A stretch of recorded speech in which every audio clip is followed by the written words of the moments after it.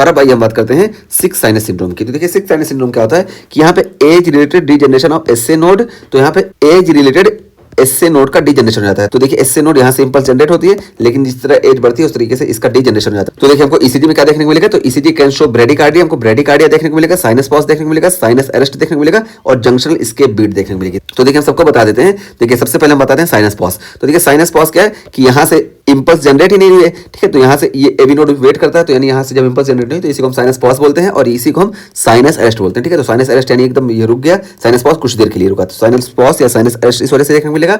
और जब sinus pause या साइनस अरेस्ट देखने को मिलेगा तो यहाँ से ऑर्डर कम आएगा, इस वजह से हार्ट बीट जो होगी ये स्लो हो जाएगी, ठीक है। तो ब्रेडिकार्डिया हमको देखने को मिलेगा। तो ये हो गया। और एक चीज और यहाँ बताएगी कि जंक्शनल एस्केप बीट, तो जंक्शनल एस्केप बीट देखने को मिलेगा, यानी इधर से देखिए हम बताए थे ना कि पेस मेकर की कैपेसिटी सबसे ज्यादा एसए नोड में होती है, उससे कम एवी नोड में होती है और उससे कम बंडल ऑफ हिस में होती है और फिर परकेंजी और वेंट्रिकल में इस तरीके से होती है, ठीक है, पेस मेकर की कैपेसिटी, ठीक है। तो यहाँ पे देखिए जब एसए नोड ने फायर कर गया तो ये एवी नोड जो है ये खुद फायर कर जाता है, इसी को हम बोलते हैं जंक्शनल एस्केप बीट, ठीक है। तो ये हम दिखाते हैं आपको, ये देखिए ईसीजी में आपको दिखाते हैं। सबसे पहले देखिए यहाँ पे देखिए normal P Q R S complex और यहाँ पे फिर टी, ठीक है, ये देखिए नॉर्मल ईसीजी हुई। उसका फिर क्या हुआ कि ये एसए नोड फायर करना बंद कर दिया है। एसए नोड फायर करना जब बंद कर देगा तो यहाँ पे देखिए आपको साइनस पॉज देखने को मिला, ठीक है। तो देखिए साइनस पॉज पूरा देखिए यहाँ से यहाँ तक साइनस पॉज देखने को मिला, क्योंकि इसके आगे जो है यहाँ पे एसए नोड फायर ही नहीं किया, तो साइनस पॉज देखने को मिला।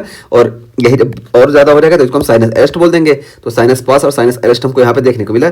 और उसके बाद फिर क्या होगा कि जब साइनस पॉज देखने को मिला ना तो अब ये एवी नोड जो है, एवी नोड वेट करते करते जब यहाँ से कोई ऑर्डर नहीं आया तो ये खुद फायर कर जाएगा। और जब ये खुद फायर कर जाएगा तो यहाँ पे देखिए हमको बिना पीवे हो गया, क्योंकि जो पीवे होती है ये आर्ट्रियल डीपोलराइजेशन होती है। तो यहाँ पे जब एसए नोड नहीं फायर किया तो आर्ट्रियल डीपोलराइजेशन नहीं देखने को मिला। अब यहाँ पे डायरेक्टली एवी नोड फायर कर गया, इस वजह से देखिए हमको यहाँ पे क्यू आर एक्स कॉम्प्लेक्स देखने को मिला, लेकिन यहाँ पे पीवे नहीं देखने को मिली। तो ये जो पता चला कि कहाँ से आया, ये एवी नोड से आया, तो इसी को हम बोलते हैं जंक्शनल एस्केप बीट। तो ये होगी हमारे जंक्शनल एस्केप बीट। और उसका फिर देखिए यहाँ फिर नॉर्मल हो गया, ठीक है। तो यही हो गया साइनस पॉज हुआ, उसका फिर देखिए नॉर्मल हो गया। और कभी कभी आता है साइनस पॉज के साथ अरेस्ट भी हो जाता है। तो ये साइनस पॉज हुआ और ये आपकी जंक्शनल एस्केप बीट हो गई। और फिर ये देखिए दोबारा ये नॉर्मल हो गया पीक्यूआर के साथ, ठीक है, यानी एसए नोड से दोबारा इंपल्स आ गई। और ये देखिए जब ये पॉज होगा तो इस वजह से हार्ट रेट जो है ये स्लो हो जाएगा। तो हार्ट रेट स्लो होगा तो ब्रेडिकार्डिया देखने को मिलेगा, ठीक है। तो यही हम बताएं कि ये कैसे होता है, सिक्स साइनस सिंड्रोम क्या होता है।